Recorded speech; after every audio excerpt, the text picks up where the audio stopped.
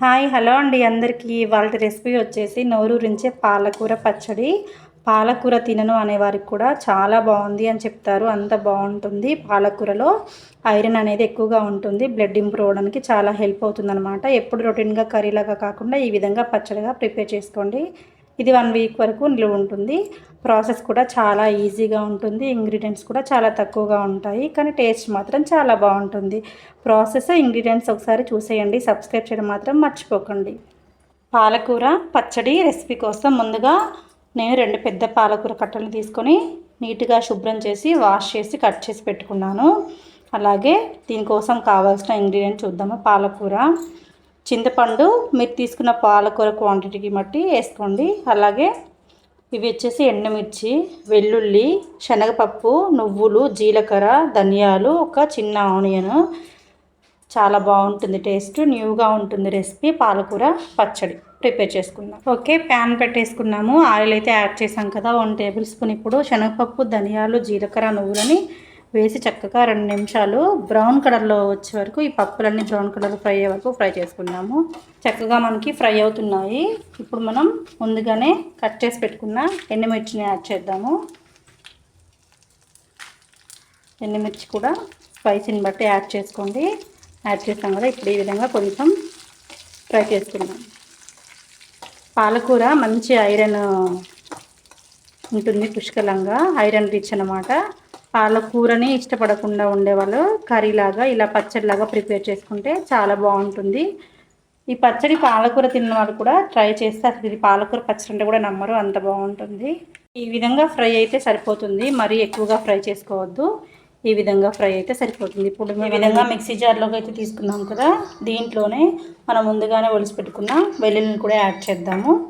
ఇప్పుడు అదే ప్యాన్లో మరొక టేబుల్ స్పూన్ ఆయిల్ యాడ్ చేసుకొని ముందుగానే తరిగి పెట్టుకున్నటువంటి పాలకూరని యాడ్ చేద్దాము.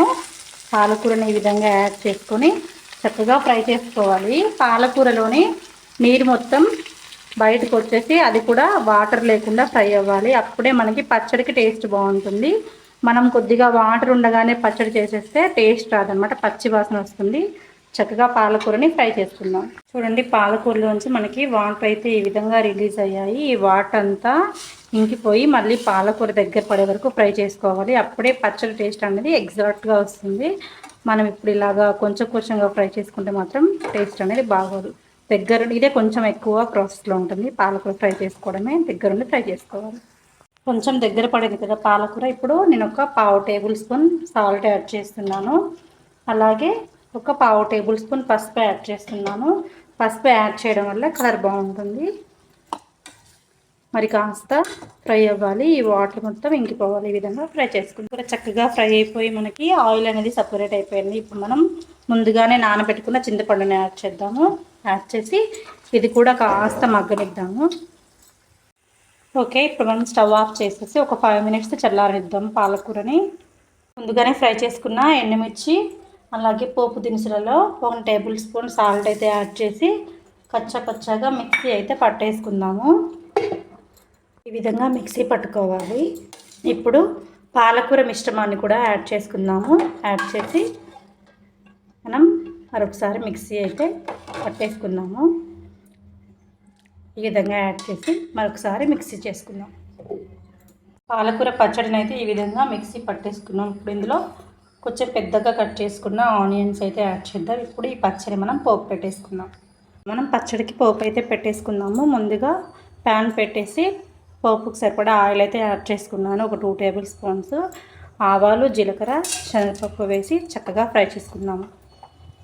చక్కగా ఫ్రై అవుతున్నాయి. ఇప్పుడు 2 ఎండుమిర్చి అలాగే ఒక 4 to 5 వెల్లుల్లి యాడ్ చేద్దాము. యాడ్ చేసి ఇవి కూడా చక్కగా బ్రౌన్ కలర్లో ఫ్రై అయ్యే వరకు మంచిగా ఫ్రై చేసుకుందాం. అప్పుడే మనకి పచ్చడి టేస్ట్ అనేది చాలా బాగుంటుంది.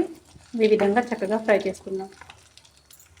మంచిగా ఫ్రై అయింది. ఇప్పుడు మనం కరివేపాకు యాడ్ చేద్దాము.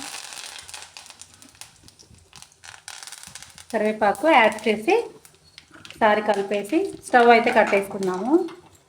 వేడివేడిగా మనము చేసిన పాలకూర పచ్చడిని ఇందులో వేయకూడదండి. కొద్దిగా ఒక 60% ఆయిల్ అనేది చల్లారిపోవాలి. అప్పుడే మనం పచ్చడిని అయితే యాడ్ చేద్దాం. మనకు చక్కగా వేగి అలాగే చల్లారిపోయింది.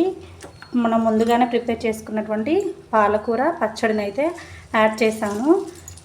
ఇలా పాలకూర పచ్చడిలో పచ్చి ఉల్లిపాయలు యాడ్ చేసుకోవడం వల్ల చాలా టేస్టీగా ఉంటుంది. ఈ పోపు ఈ పచ్చడికి మొత్తం కలిసే విధంగా ఈ విధంగా కలుపుకుందాం. ఈ విధంగా అయితే కలిపేసుకోవాలి.